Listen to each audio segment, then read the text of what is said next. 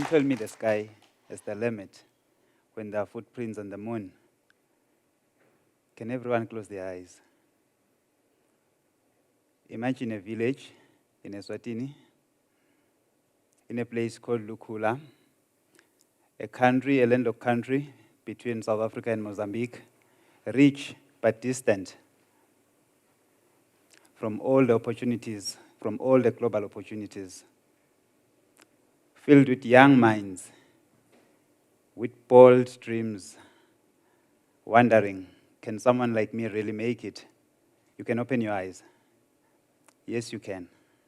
My name is Celamusa Thusi. I'm the founding director for Eswatini Coding School, which is a young, growing, and a fast-growing tech school in Eswatini.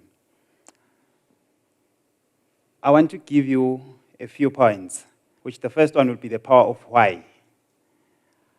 With this, I believe everyone would understand why we have these innovative products, we have these big companies that we have today. Everything starts with the power of why. Innovation is built from why. Someone else will ask, where do these nice apps come from? From your WhatsApp, your Uber, even Googling. Someone sat down and said, why is it so hard to get information? Then they started coming up with ideas. They started grouping up and partnerships started. And today we've got Google Search where we're able to search information easily. Someone said, why is it that I can't get transport? I can't move from one point to another with just my phone. And today we've got Uber. We're able to move from one place to another. It's just the power of why. I'll share with you a nice inspirational story based on some of the experiences we've seen. Most people believe technology is here to steal our jobs, technology is here to dismantle our operations. But I have a different view of technology. I believe it is here to empower us. It is here to empower business, it is here to empower our education, and it is here to speed up everything that we're doing. A quick story that I can share with you is one of an entrepreneur from Eswatini called Adequate, where this entrepreneur is running beauty products. And she has been collecting orders, managing stocks, and all the books traditionally or on paper. All those phone calls. Imagine receiving about 50 to 100 phone calls in one day. It's very stressful.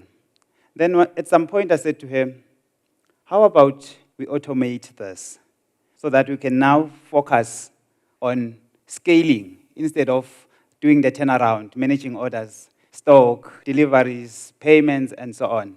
Then we created a WhatsApp chatbot where it is running the whole job. It is managing orders, it is managing stock, it is reporting to customers, and it is giving feedback. And also, with the power of AI, now it is able to even advise the entrepreneur how to scale up the business, what product sells better, how to improve.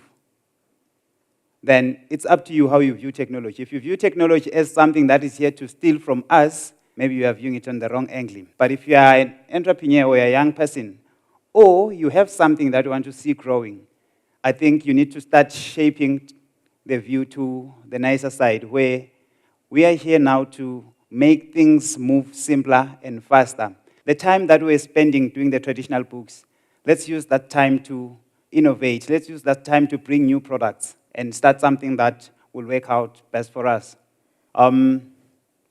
Personally, I've tried so many products. I started my first company while I was in tertiary. It was called HOPEMAT. I developed an app, a handyman app, where taxi drivers, your electrician, your plumbers come in, and for me, it will be easy to just request and get someone with a service on your mobile phone. But how do you take the app to the people if you don't have resources? My first step was the very simple things to do.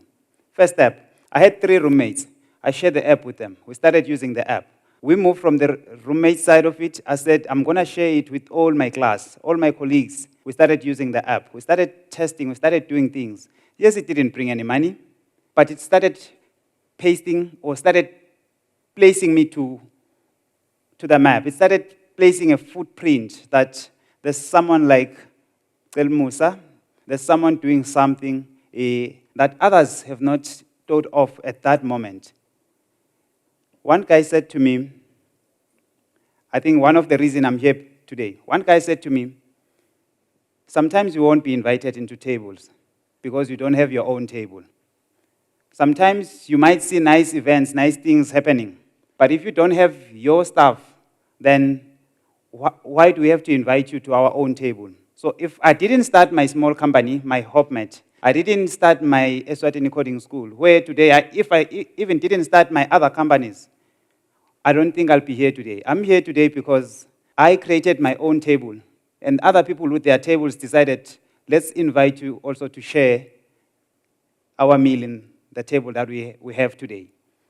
So with that, I wanted to say to everyone, sometimes we don't need to fit in, but sometimes we need to build our own tables. Sometimes we need to build our own spaces where people will then come and fit in our tables. Sometimes it gets to be easy. I'll make a simple example. At some point, I was visiting US, and it was very easy for me to get into the tech hubs or into the tech events because I'm a tech entrepreneur and I'm involved in something that someone can relate to. But if I had not started anything or I was just a student or just an employee, it would be very hard to me to get myself into the rooms that I found myself in and the invites that keeps on popping up.